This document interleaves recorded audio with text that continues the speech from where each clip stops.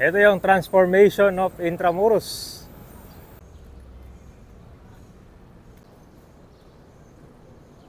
So hindi lang siya basta pedestrian friendly walkway, ito din ay nagiging tourist spot at Instagrammable area na ng mga namamasyal ngayon dito. Tignan nyo naman guys, oh. Dito na yung favorite spot nila ngayon, no? Ganda na, di ba? So this is the Fort Santiago. So tapos na siya dito. Malaki na ang pagbabago at abangan dito sa Intramuros, Manila. Isa na itong Pasig River Esplanade Phase 1C kung saan bukas na ito sa publiko. Meron na itong view deck, commercial shops at fountain. Pupunta naman tayo dito sa General Luna ng Intramuros dahil tapos na itong pedestrian-friendly walkway. Ginawa ng pedestrian-friendly walkway itong General Luna ng Intramuros. Makakapasyal ka dito sa Intramuros nang naglalakad lang. So itong General Luna, ito yung ginawang pedestrian-friendly walkway dahil maraming mga historical buildings ang makikita dito. Hindi lang basta ito daanan ng tao, ito na rin ay naging tourist spot ng mga turista.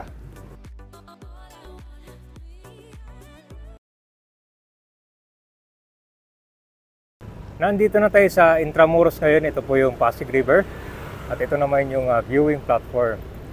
So ngayon, nadaanan na natin yung kakabukas lang na karugtong nitong Pasig River Esplanade na napakaganda. Punta naman natin itong ginawa nila ng pedestrian friendly walkway dito sa Intramuros, yung General Luna, kasi halos natapos na yung papaganda nila ng kalsada.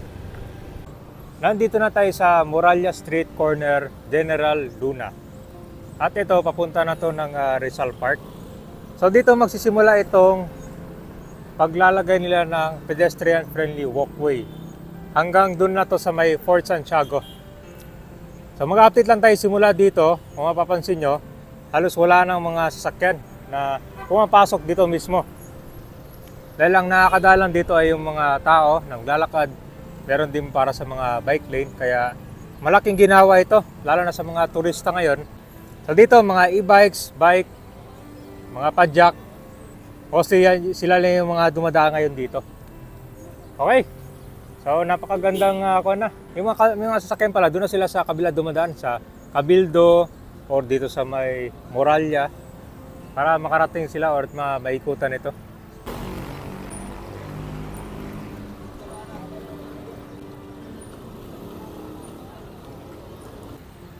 Kita mo naman kung gaano ka-convenient dito, lalo sa mga tao. Ito yung transformation of Intramuros.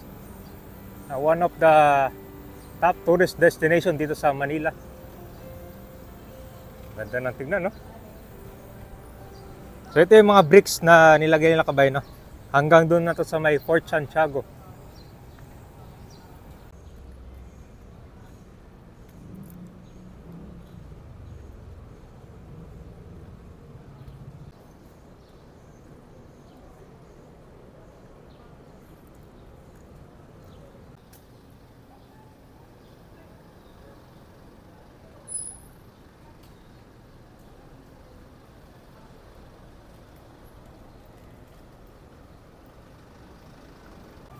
Ito na yung San Agustin Church. So kaya dito sa may General Luna, mostly dito makikita itong mga historical buildings. Katulad nitong San Agustin Church, itong Casa Manila naman na isa rin sa mga dinadayo ito ng mga turista dahil sa napakagandang view nito. So ngayon ito siya, diretso na to hanggang sa Fort Santiago. So diretso ngayon. Di ba? Ang gandang tingnan nito kapag puro mga bike lang dumadaan dito, di ba? Napakalawak ng kalsada. Tsaka masarap maglakad na rin dito sa may Intramuros. Yung mga dito guys pala, yung mga padjak, yung mga tricycle, mga nag-o-offer din to sila ng tour package para maikot itong Intramuros. Meron na rin mag-guide sa inyo doon.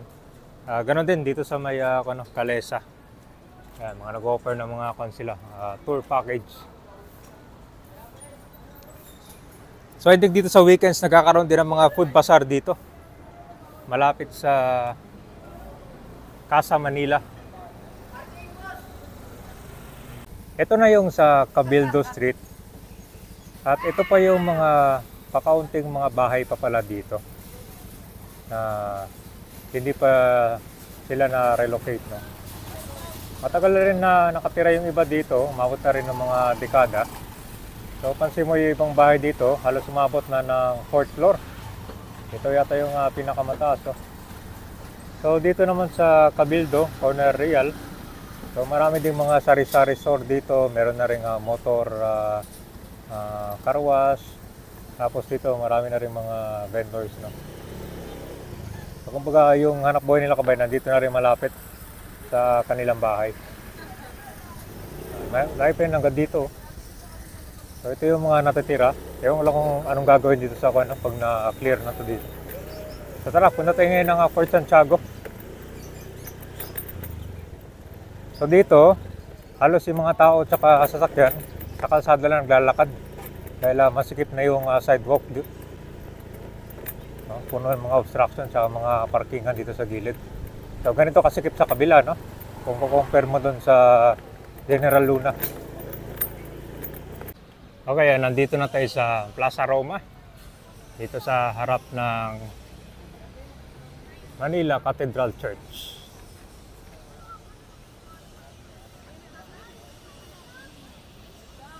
So isa sa mapapansin nyo dito sa Plaza Roma, inalista yung mga bakal, oh. Kaya dito, pwede na kayong pumasok kahit saan. Napakita ko yung natapos na paglalagay ng bricks dito.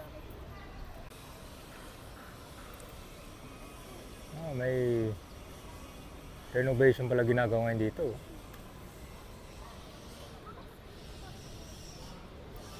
So hindi lang siya basta pedestrian friendly walkway, ito din ay nagiging tourist spot at Instagrammable area na ng mga namamasyal ngayon dito.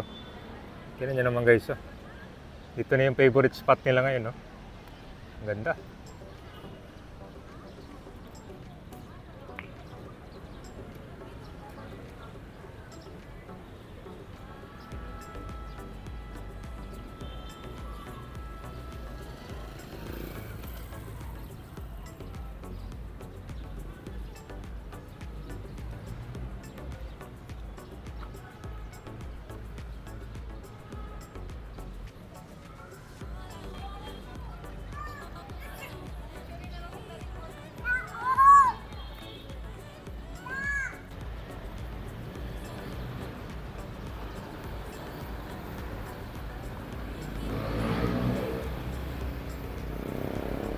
Palacio del Gobernador, ito na yung sa Fort Santiago. Natapos na rin. Ang huling update natin, ginagawa pa tong pagpapalagay nila ng mga bricks. Ngayon, abot na sa dulo.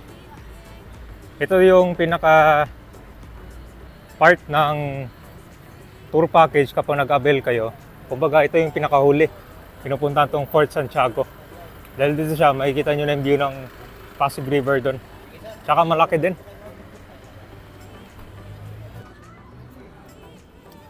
Ito na siya guys, natapos na, oh. Yun. Ganda na, di ba? So this is the Fort Santiago. Natapos na siya dito.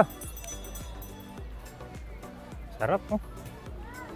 Sabihin mo, galing ka Muralya, makakarating ka dito, naglalakad na. Dami na rin mga foreigner na namamasyal dito.